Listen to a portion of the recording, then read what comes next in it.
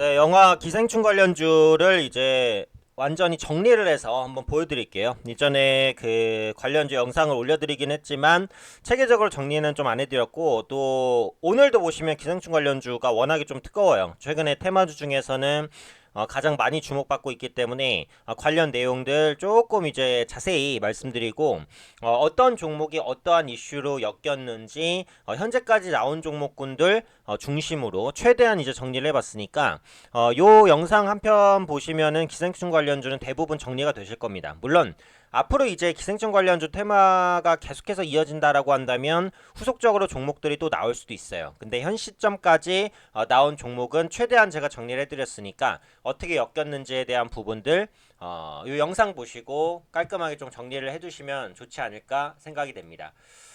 어, 일단은 가장 큰 테마가 형성이 됐고 가장 중심 종목이고 실질적으로 이제 수익적으로도 수혜를 가장 크게 받을 수 있는 종목은 역시 이제 바른손 ENA라고 봐요. 그러니까 대장이라고 보는 거죠.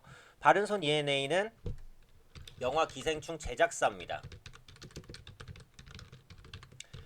어, 기생충에 이제 170억 정도를 투입했다라고 알려졌어요. 아마 기생충 그 투자 기업이 좀 많은 편인데 그 중에서 170억이면은 아마 최대 투자액일 거예요. 그래서 영화 한 편 치고는 상당히 높은 금액인데 어쨌든 그만큼 성과가 났죠. 그래서 국내 관객이 1,000만 명 돌파했고 글로벌 수익까지 합산하면 이미 기생충 한 편이 그 창출한 부가가치가 2천억 원 이상으로 보니까요. 그래서 바이든손 ENA 같은 경우 실적이 분명히 개선이 됩니다. 그래서 영화 제작 부분에서 대폭적인 실적 개선이 기대돼요. 그러니까 아직 정확하게 전망이 나오진 않았어요. 근데 국내 관객 매출로만 한 해 이상의 이익을 벌어들일 것으로 전망을 하고 있어요.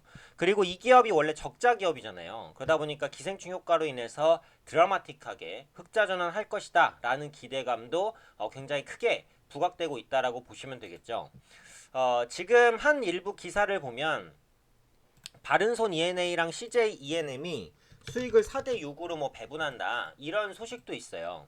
그래서 만약에 이게 사실이면 국내 관객 수익 중에서 바른손 ENA의 제작비 170억 정도 이걸 빼고 비율대로 받았을 때 270억 정도가 바른손 ENA의 순이익이 될 수 있다라고 보는 거고, 해외 판권 수익은 국내 수익보다는 당연히 훨씬 더 클 거잖아요. 그래서 최대치로 바른손 ENA가 가져갈 수 있는 이익은 한 1,000억 정도까지 볼 수 있지 않겠느냐. 만약에 이게 현실화된다면 투자금의 5배 이상의 수익을 거두는 거니까 대박 중에 초대박이죠.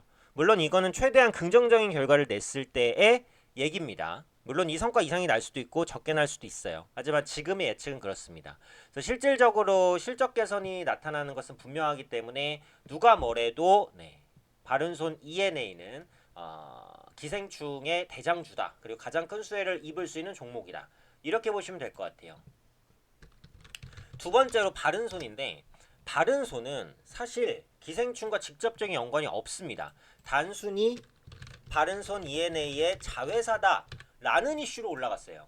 이게 이제 테마주의 그 불합리성이죠. 정치 테마주도 똑같잖아요. 별 연관 없어도 지연, 혁연을 하게 어떤 식으로든 엮어서 올라가고 사진 한번 찍었다 올라가고 그쵸? 똑같은 겁니다. 네, 바른손은 영화 기생충에 뭐 투자하거나 이런 것도 아니고 그냥 급등한 대장주 바른손 ENA의 자회사예요.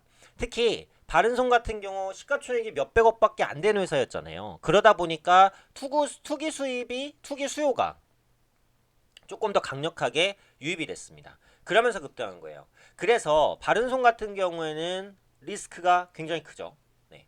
바른손 ENA는 실제로 실적이 개선됩니다. 하지만 자회사인 바른손은 그렇게 큰 영향은 현재로서는 없을 것으로 보여져요.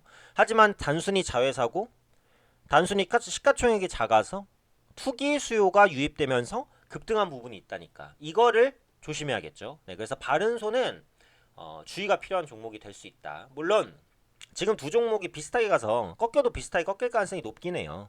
근데 실질적인 수혜 측면에서는 그렇다라는 것을 반드시 구분을 하셔야 될 거예요. 그 다음에 또 수혜를 입을 수 있는 종목 CJ ENM입니다. 오늘 시세가 좀 크게 나왔다가 윗꼬리가 많이 달렸는데 이 CJ ENM 같은 경우에는 투자 배급사입니다. 기생충에 투자 배급사고 박스오피스 매출이 확대될 경우 지분이익이 늘어날 것으로 보여진단 말이죠. 그래서 정확한 수익은 지금 역시 예측할 수는 없어요. 하지만 손해이익이 확정된 이후에 투자사의 지분대로 분배를 해줄 겁니다. 그리고 당연히 이게 기생충이 극장에서만 상영이 되는 게 아니잖아요. 그 다음에 뭐 케이블이라든지 OTT라든지 뭐 DVD라든지 뭐 등등등등 해서 부가적인 그 재전송이 계속 이루어질 거고 관련한 추가 상품 판매도 이루어질 수도 있어요. 그러면은 수익은 CJ E&M 측면에서는 물론 아까 말씀드린 바른손 E&A도 마찬가지긴 합니다만은 더 커질 수 있죠. 다만 이제 이런 부분이 있어요. CJ E&M은 워낙 대형주잖아요. 바른손 E&A는 기생충에 대한 수혜를 더 CJ E&M보다 더 크게 받는 것도 맞고 워낙에 작고 실적이 안 나는 기업이에요. 그러니까 그 하나 효과가 엄청 드라마틱하게 실적을 개선시키죠. 하지만 CJ E&M은 워낙 대형주잖아요. 기생충 효과로 실적이 좋아지겠지만 생각만큼 전체 매출에 미치는 영향은 크지 않을 수도 있어요. 때문에 이 부분을 구분해서 보시면 되겠고 어쨌든 기생충 흥행에 따른 수혜주인 것은 CJ E&M도 분명하다. 이렇게 보시면 되겠습니다. 그리고 이 두 종목은 잘 알려져 있는데 최근에 부각되는 종목 빠르게 한 종목씩 볼게요. 컴퍼니 K입니다. 오늘 상한가 갔는데요. 벤처 캐피탈이에요. 그러니까 투자하는 업체인데 요게 이제 기생충에 12억 원 투자했다고 알려져 있어요. 12억 원 투자했다고 알려져 있어요. 그래서 기생충 관객이 국내에서 1,000만 명 넘었잖아요. 그래서 지금 컴퍼니 K 같은 경우 300% 이상의 수익이 기대가 돼요. 왜냐하면 기생충의 손익분기점이 BEP라고 하죠. 350만 명 수준이었으니까 손익분기점을 지금 3배 정도 넘어선 거니까 투자 금액에 단순히 봤을 때 3배 정도 수익. 그러니까 뭐 한 30억 정도 수익 볼 것이다. 이렇게 보는 거거든요. 그래서 그에 대한 기대감으로 컴퍼니 K가 올랐습니다. 하지만 바른손 E&A보다는 투자 비중이 훨씬 더 작죠. 이런 부분은 염두를 해주셔야 됐고 그 다음에 Q캐피탈 볼게요. 요거는 지금 언론에서 보면 그 기생충 제작비에 10%를 투자했다 이렇게 알려져 있어요. 그러니까 이게 정확한 금액이 좀 노출이 제가 이제 찾지는 못했습니다. 언론 나온 걸 이제 기준으로 보면 기생충 제작비에 10%를 투자했대요. 그러니까 뭐 몇십억 정도가 이제 들어갔겠죠. 네. 그래서 그에 따른 또 수익을 배분받을 수 있으니까 역시 오늘 상한가로 갔습니다. 그 다음에 볼 종목이 이제 KTH인데 KTH는 이제 오늘 상한가를 찍었다 거의 근접하게 찍었다가 지금 조금 흔들려요. KTH도 기생충에 투자를 했어요. 정확한 금액은 안 알려졌는데 이 KTH는 조금 다른 게 뭐냐면 1차 기생충 VOD에 판권을 확보했다고 알려져 있어요. 그러니까 지금 국내에서도 그렇고 해외에서도 그렇고 기생충이 상영이 되잖아요. 그리고 상영이 끝나면 그 다음에 DVD로 팔릴 거잖아요. 그런데 그 DVD의 판권을 가지고 있다고 합니다. 그러니까 그에 따른 수혜가 또 기대가 되겠죠.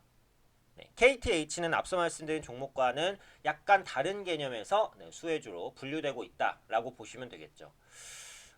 그 다음에 이제 볼 종목이 농심입니다. 아시겠지만 그 기생충 영화 안에 짜파구리라는 게 등장해요. 짜파구리라는 것은 짜파게티 플러스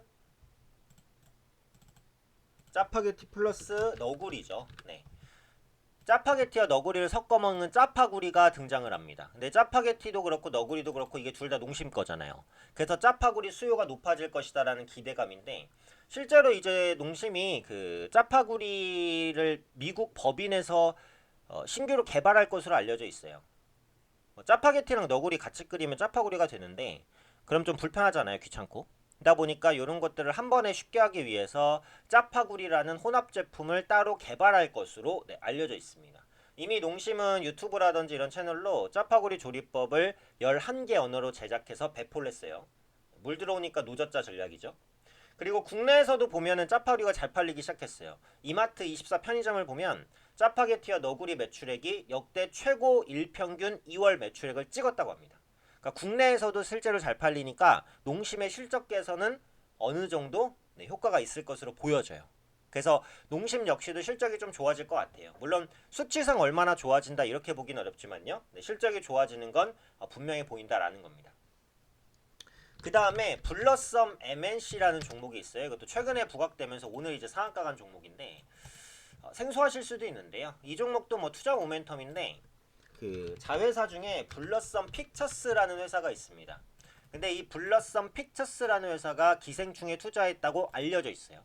그러다 보니까 모회사로 평가받는 블러썸 MNC가 오늘 이제 상한가로 들어갔습니다.